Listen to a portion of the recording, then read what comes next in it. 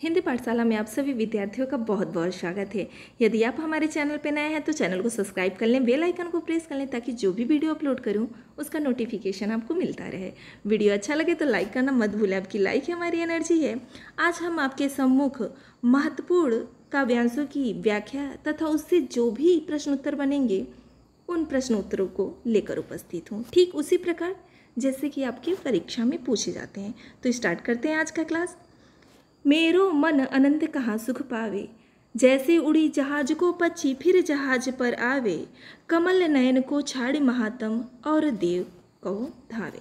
कह रही है मेरो मन अनंत कहाँ सुख पावे। पहले व्याख्यांश पर विचार करेंगे ताकि प्रश्न कहाँ से बन रहे हैं, कैसे बन रहे हैं, ये सब कुछ आपको क्लियर हो जाए। बहुत आराम से चलेंगे, एक एक कंसेप्ट क्लियर किया जाएगा।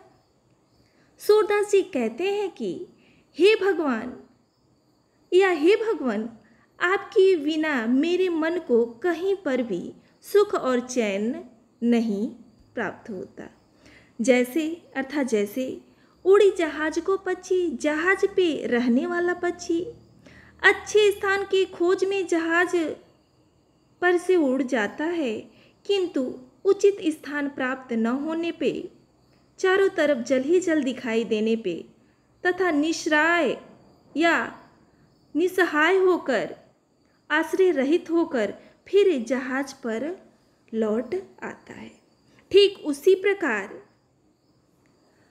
कमल नयन को छाड़े महात्म, कमल के समान नेत्रों वाले महात्म अर्थात श्री कृष्ण जी को छोड़ करके और देव क्यों धावे, मैं भला किसी अन्य देवता को ध्यान क्यों करूं। यहाँ सूरदास जी निसहाय होकर श्री कृष्ण का ध्यान नहीं कर रहे हैं, अपितु उनकी महिमा का वर्णन कर रहे हैं। ध्यान दीजिए इस पंक्ति को, पुनः मैं एक बार बता दे रही हूँ। कमल नयन को छाड़ी महात्म और देव कहो धावे, कमल के समान नेत्रों को छाड़ी अर्थात छोड़ करके मैं भला किसी अन्य देवता का ध्यान क्यों करूं। जैसे कि कह रहे हैं परम गंग को छाड़ी पियासो दुर्मति कूप खनावे। परम गंग अर्थात अत्यंत प्यासा हुआ उस पवित्र परम गंग, पवित्र गंगा नदी के जल को छोड़ करके कोई प्यासा दुर्मति कूप खनावे, कोई मूर्ख ही व्यक्ति होगा जो अपनी प्यास बुझाने के लिए कूप अर्थात कुएं को खुदवाएगा, अर्थात व्यर्थ परिश्रम करेगा। स्पष्ट हो गया होगा। पुनः करें, जिह मधुकर अम्बुज रस चख्यो, जिस भौरे ने कमल रस का पान किया है। जिह मधुकर अम्बुज रस चख्यो, जिस भौरे, मधुकर अर्थात भौरे ने, अम्बुज रस का अर्थ होता है कमल रस का पान किया है, भला क्यों करील फल भावे, भला उसे करील के फल स्वादिष्ट कैसे लग सकता है। अंतिम पंक्ति में सूरदास जी कह रहे हैं, सूरदास प्रभु कामधेनु, सूरदास जी कह रहे हैं कि कामधेनु की प्राप्ति हो जाने पर, कामधेनु अर्थात समस्त कामनाओं को पूर्ण करने वाली परम महाशाली कामधेनु को छोड़कर भला कोई छेरी कौन दुआए, भला वह बकरी, छेरी का क्या अर्थ होता है, बकरी को क्यों दुहेगा। उसी प्रकार हे भगवान, आप जैसे परम महिमाशाली को छोड़कर मैं अन्य देवी देवताओं की उपासना नहीं कर सकता। ध्यान दीजिए इन पद में किसका वर्णन किया गया। सूरदास जी ने इस पद में श्री कृष्ण की महिमा का गान गाया है। तो प्रश्न ध्यान दीजिए, प्रश्न क्या बन रहा है, उपर्युक्त पद्यावतरण का संदर्भ लिखिए। तो पद्यावतरण संदर्भ में मैं पहले ही वीडियो अपलोड कर चुकी हूँ, मैं पुनः इस पे पुनः बता दे रही। प्रस्तुत पद कृष्ण भक्ति शाखा के सर्वश्रेष्ठ कवि सूरदास जी द्वारा रचित सूरसागर महाकाव्य के विनय पद से लिया गया है। स्पष्ट हो गया होगा। जो हमारी पाठ्य पुस्तक में काव्यांजलि में संग्रहित है।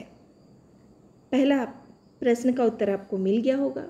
यदि यही प्रश्न रहता कि प्रसंग लिखिए, तो आप लिखेंगे इस पद में सूरदास ने भगवान श्री कृष्ण के महिमा का गान गाया है या महिमा का वर्णन किया है। दूसरा प्रश्न पे विचार किया जाए। दे रहा दूसरा प्रश्न, उपयुक्त पद्यावतरण द्वारा कवि क्या सिद्ध करना चाहता है। लिखेंगे आप, उपयुक्त पद्यावतरण द्वारा कवि ने ये सिद्ध किया है या यह स्पष्ट किया है कि प्रभु श्री कृष्ण ही सभी देवी देवताओं में श्रेष्ठ है, अर्थात उनके अलावा किसी अन्य देवी देवता का ध्यान करना व्यर्थ है। जहाज को पक्षी से क्या तात्पर्य है। जहाज पे रहने वाली पक्षी। उत्तर क्या होगा। जहाज को पक्षी से क्या तात्पर्य है। वो पक्षी जो जहाज पे निवास करती है। अब दे रहा है रेखांकित पंक्तियों का सप्रसंग व्याख्या कीजिए। तो ध्यान दीजिए, कहीं से भी रेखांकित अंश उठा सकते हैं, जरूरी नहीं कि पहला ही उठाए दूसरा ही उठाए, कहीं से भी। जैसे कि उठा ले, जी मधुकर अम्बुज रस चख्यो क्यों करील फल भावी। ये आपका रेखांकित पद बन गया। तो इसका व्याख्या लिखेंगे कि जी है अर्थात जिस प्रकार मधुकर अर्थात भौरों को या भौरे को, अम्बुज रस चख्यो, अम्बुज अर्थात कमल रस का पान कर लिया हो, चख लिया हो, क्यों करील फल भावे, भला उसे करेला का फल कैसे स्वादिष्ट लगेगा अथवा अच्छा लगेगा। अब आपको स्पष्ट हो गया होगा। कुछ भी यहाँ से पहली पंक्ति, दूसरी पंक्ति, तीसरी पंक्ति, कुछ भी कोई भी रेखांकित अंश पूछ सकता है। क्लियर हो गया। अब अंतिम वाले प्रश्न पे विचार करें। कर उक्त पदावतरण का काव्य सौंदर्य स्पष्ट कीजिए। तो सबसे पहले विचारणी बात यह है कि काव्य सौंदर्य होता क्या है। काव्य सौंदर्य के अंतर्गत कवि ने किसके विषय में वर्णन किया है। तो श्री कृष्ण का महिमा गान गाया है। प्रश्न ये बनेगा, प्रस्तुत पद में किस रस का वर्णन है, कौन सा छंद का वर्णन है। ये सब कुछ काव्य सौंदर्य के अंतर्गत आता है। ध्यान दीजिए, इसमें उपमा अलंकार भी आता है, भाषा भी आता है। तो आप लिखेंगे सबसे पहले श्री कृष्ण की श्रेष्ठता तथा अन्य आराध्य देवी देवताओं की हीनता प्रकट की गई है। अथवा ये भी लिख सकते हैं कि श्री कृष्ण की श्रेष्ठता का वर्णन किया गया है। दूसरा आप लिखेंगे, नंबर 2 डालेंगे और लिखेंगे किस भाषा का प्रयोग है।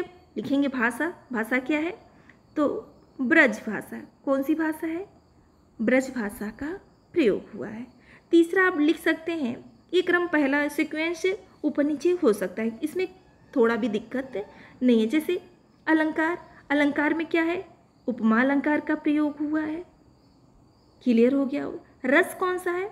रस में शांत रस। कौन सा रस है। शांत रस है। कौन सा रस है। हाँ जी हाँ, शांत रस है। स्पष्ट हो गया। और गुड़, गुड़ कौन सा है। तो गुड़ में इस पे भी वीडियो अपलोड करूँगी, कौन सा गुड़ है। तो प्रसाद, इस पद में प्रसाद गुड़ है। जी हाँ, गुड़ पे भी अपलोड करूँगी कि गुड़ क्या होता है। और अंतिम वाला है छंद। इसमें छंद क्या है जी, काव्य सौंदर्य के विषय में बताया जा रहा है। तो छंद में गेय पद का प्रयोग हुआ है। किस पद का प्रयोग हुआ है। गेय पद का प्रयोग हुआ है। स्पष्ट हो गया होगा। अगले पद पे विचार किया जाए, अगले प्रश्न पे विचार किया जाए। पद में विद्यमान रस का उल्लेख करते हुए उसकी परिभाषा दीजिए। तो मैं ऑलरेडी रस पे वीडियो अपलोड कर चुकी हूँ, यदि आप देखे ना हो तो वहाँ से आप देख सकते हैं। लेकिन इस पद में पूछ रहा है, तो पद में कौन सा रस है। जी हाँ, शांत रस है। कौन सा रस है। कौन सा रस है। तो शांत रस है। अब शांत रस का कह रहा है, उल्लेख करते हुए उसकी परिभाषा दीजिए। डिफिनेशन सब कुछ उसमें बताए, एग्जाम्पल्स, डिफिनेशन सब कुछ बताया गया, स्थायी भाव भी बताया गया है। बिल्कुल आप घबराएं नहीं, वहाँ सब कुछ क्लियर कर दिया गया है। दूसरा पद आपके स्क्रीन पे है, ऊधो जोग जोग हम नाही, अबला सार ज्ञान कह जाने, कैसे ध्यान धराही, तई मुदन नैन कहत हो हरि मूर्ति जिन माही। आराम से चलेंगे, एक एक कंसेप्ट को क्लियर किया जाएगा। कह रहे हैं कि ऊधो जोग जोग हम नाही। यहाँ जोग शब्द का 2 अर्थ है। इससे पहले भी जो वीडियो अपलोड की थी व्याख्या वाला उसमें भी स्पष्ट की थी, मैं पुनः बता दे रही हूँ। ऊधो जोग जोग हम नाही। जोग जोग जोग का दो अर्थ है। एक तो जोग अर्थात पहले जोग का अर्थ है योग साधना। क्या है? योग साधना से। किससे है? योग साधना से। जबकि दूसरे जोग का अर्थ योग्यता से। किससे है? योग्यता से या योग्य होने से है। क्लियर हो गया होगा। पहले आराम से हम व्याख्या पे चलेंगे, पुनः प्रश्न उत्तर पे भी विचार किया जाएगा। गोपियाँ उद्धव जी से कहती हैं कि हे उद्धव, हम अबला अर्थात हम अबलाएं योग साधना की, योग अर्थात योग्य नहीं है। तुम जिस तरह निराकार और निर्गुण ब्रह्म का उपदेश दे रहे हो, सार ज्ञान कह जाने कैसे ध्यान धराई, हम उसका ध्यान कैसे करें। सार ज्ञान अर्थात निर्गुण ज्ञान का या निर्गुण ब्रह्म का उपदेश दे रहे हो, उसका ध्यान कैसे करें। हे उद्धव तय मुदन नैन कहत हो। हे उद्धव जी, तुम हमसे उन नेत्रों को बंद करने को कहते हो हरिमूर्त जिन माही, जिसमें भगवान श्री कृष्ण की मूर्ति निवास कर रही है। ऐसी कथा कपट के मधुकर हमते सुनी न जाए। ऐसी अर्थात इस प्रकार की छल प्रपंच से भरी हुई, कपट अर्थात छल प्रपंच से भरी हुई ये बातें, अब ये कहानी, कथा अर्थात कहानी सुनने में मैं क्या हूँ? असमर्थ। हमसे सुनी न जाए अर्थात इस कहानी को सुनने में मैं असमर्थ हूँ। पुनः आगे कह रही हैं कि श्रवण चीर सिर जटा बधाओ। श्रवण अर्थात कानों को, चीर अर्थात छेद करके।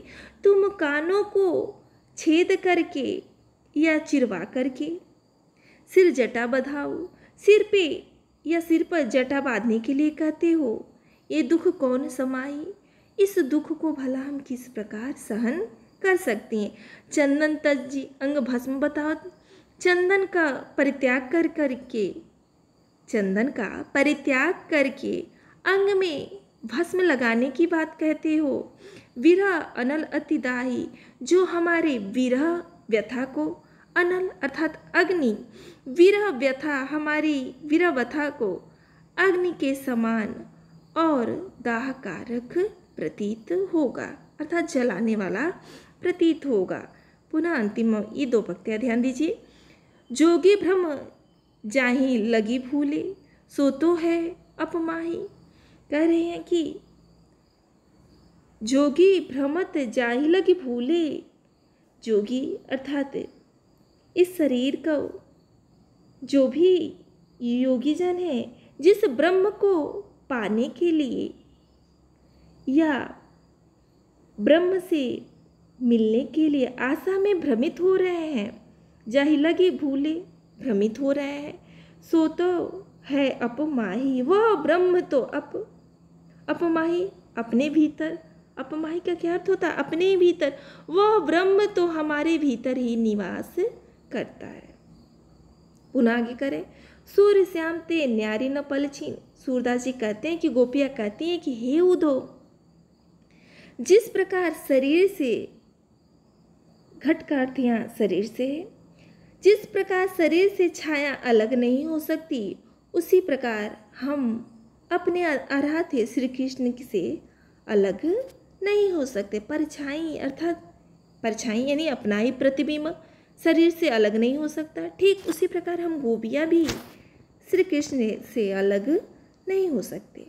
अब प्रश्न पे विचार किया जाए। संदर्भ अभी संदर्भ बताया गया है, तो ये प्रश्न सेम वही हो जाएगा, इसका भी उत्तर। अगला प्रश्न देखिए। उपर्युक्त पद्यावतरण में गोपियाँ उद्धव को क्या समझाना चाहती हैं? उपर्युक्त पद्यावतरण में आप लिखेंगे, उपर्युक्त पद्यावतरण में गोपियाँ उद्धव को समझाना चाहती हैं कि हम गोपियाँ श्री कृष्ण के प्रेम में वशीभूत हैं। इस आपके इस योग साधना का उपदेश हम पे नहीं होगा। स्पष्ट हो गया? गौ नंबर का प्रश्न आपकी स्क्रीन पे है, रेखांकित अंशों की व्याख्या कीजिए। तो रेखांकित अंश की व्याख्या मैं पुनः बता रही हूँ, कहीं से भी रेखांकित अंश दिया जा सकता है, इसलिए मैंने पूरे पद की ही व्याख्या कर दी है। जैसे कि ऐसी कथा कपट की मधुर हमते सुनी न जाई, ऐसी कथा कपट यानी छल प्रपंच की जो ये तो आपकी कहानी है हे उद्धव जी, ये छल प्रपंच की जो आपकी कथा है, कहानी है, मधुकर शब्द उद्धव जी के लिए प्रयोग हुआ है।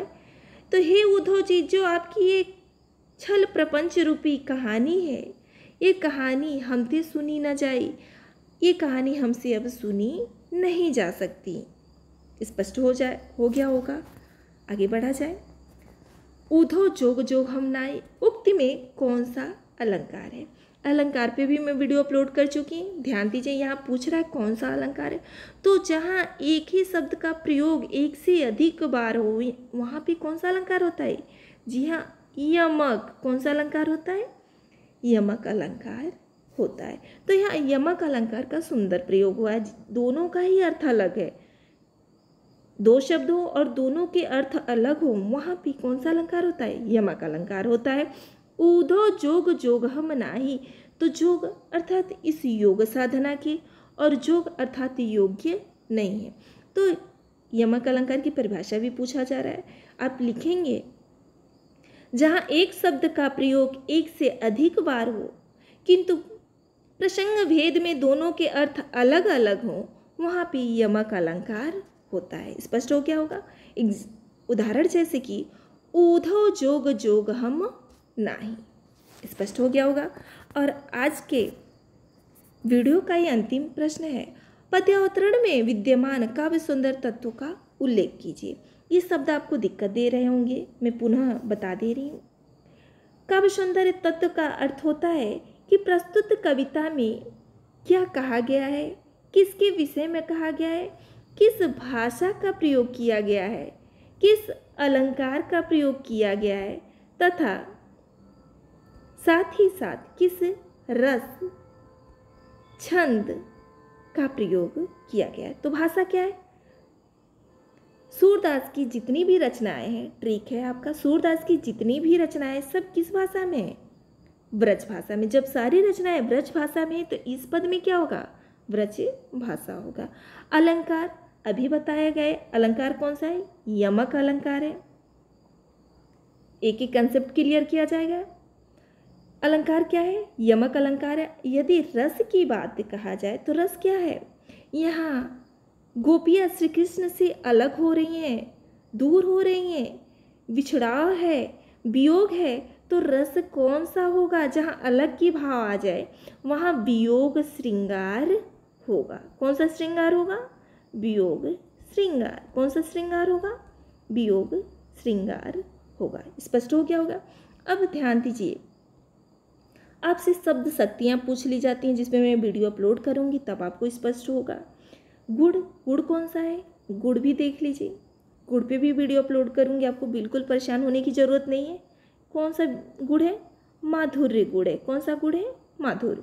और छंद में जितने भी सूरदास के छंद हैं, जितनी भी उनकी रचनाएं हैं, सूरदास की छंद नहीं रचनाएं, जैसे कि ये सूरसागर से लिया गया है, भ्रमर गीत से अंतिम वाला है, तो ये भी गेय पद के अंतर्गत आएगा। गेय पद। अब कहोगे ये कौन सा छंद है मैम? तो जो गाने योग हो उसे गेय पद छंद कहते हैं। क्लियर हो गया होगा। आज बस इतना ही, इसी के साथ वाणी को विराम देंगे। आज का वीडियो आपको कैसा लगा कमेंट बॉक्स में ज़रूर लिखिए। धन्यवाद।